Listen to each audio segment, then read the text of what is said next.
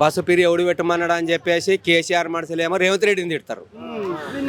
భూమికి పైసలు ఎవడు ఏమన్నాడు అని చెప్పేసి రేవంత్ రెడ్డి మనుషులు కేసీఆర్ని తిడతారు. వీళ్ళు జీరో చేసేస్తే వీళ్ళు సచ్చినట్లు కష్టపడతారు, సచ్చినట్లు తింటారు. మొగళ్ళని చంపరు, ఆడవాళ్ళు ఎవరంతా వాళ్ళు పని చేసుకుంటారు.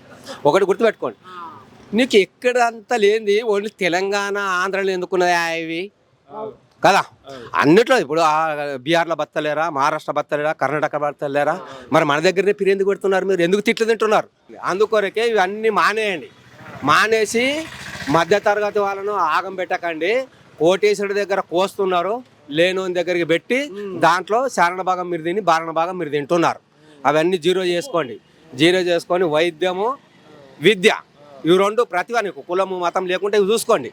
అంతేగాని నువ్వే పథకాలు ఇచ్చినా నేను అవి ఇచ్చినా ఇవి ఇచ్చినా అని చెప్పేసి జనాలను మోసం చేయకండి. ఫస్ట్ జీరో చేసేయండి. మీరు తిట్లు తినకండి. ఏం తిట్లు అవి?